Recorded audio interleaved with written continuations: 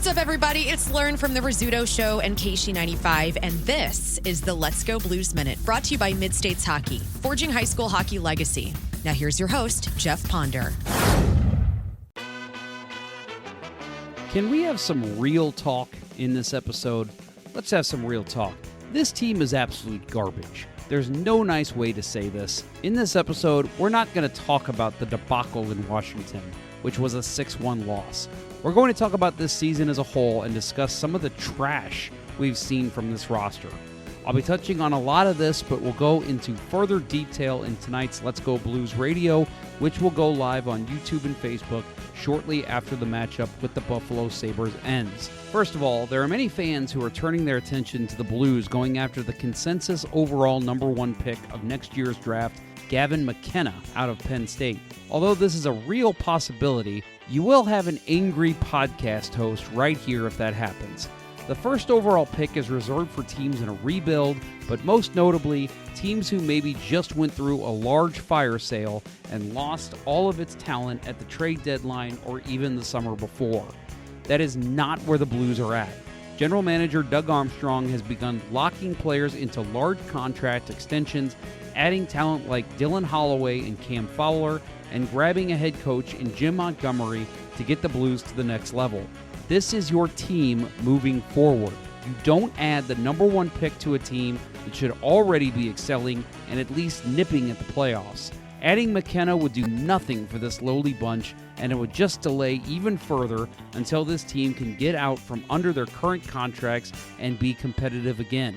Guess what? In that time frame, McKenna may become frustrated and demand to be moved to a team who knows how to improve season over season.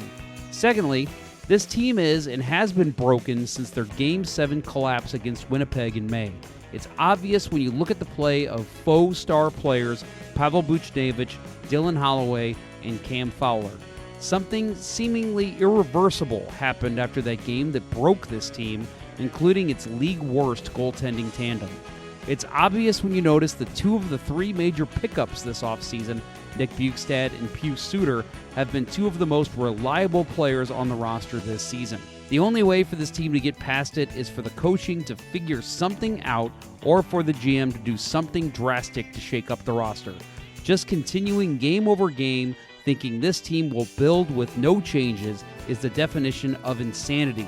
There needs to be sweeping changes if this club is to reverse its fortunes. So let's take a quick look at some of the things that could be done to help this team at least get back to mediocre hockey.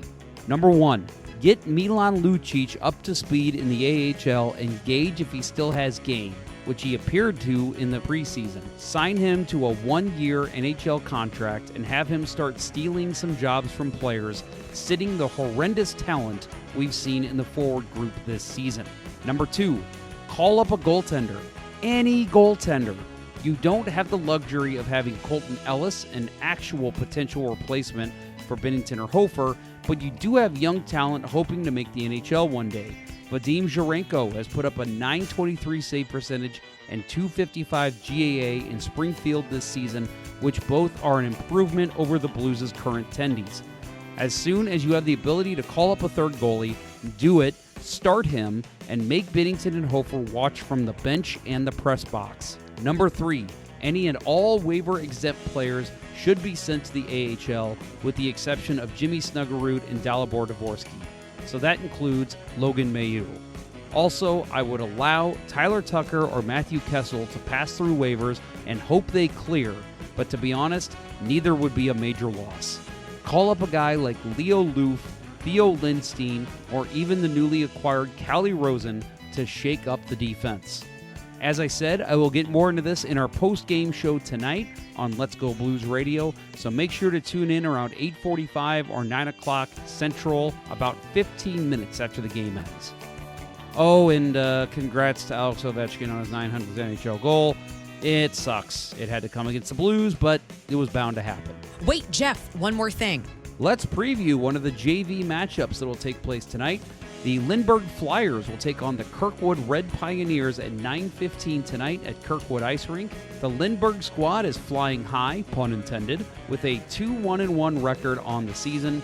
2 games ago, the Flyers outlasted the Ladue JV team with a big 7-2 victory, thanks in large part to Tommy Morelli's 3-goal, 4-point performance, as well as Freddie Taylor's 2 goals and 2 assists in the win. Last game, Lindbergh battled hard against Oakville, earning a 2-2 tie with Thomas Jinkerson making 21 saves on 23 shots in goal. It's been a tale of 2 teams in this matchup as Kirkwood Red is currently seeking its first victory of the season after going 0-2-1 in the first 3 games. Their last contest came on November 2nd when they fell to the SLU High Blue JV squad in a heartbreaker 1-0. Drew Steinhaus took the tough luck loss in net, but his 23 saves were vital to keeping his team in it all game. Forwards Clayton Herweck and Cooper Schultz have contributed 2 points in 3 games and will look to lead the offense against a solid Lindbergh team in hopes of earning their first W. Good luck to all players in the contest. This was the Let's Go Blues Minute, powered by Mid-States Hockey. Remember to catch Let's Go Blues Radio, the original and longest-running blues hockey podcast, wherever you get your shows, or streamed on YouTube and Facebook weekly. Until next time, weirdos. See ya.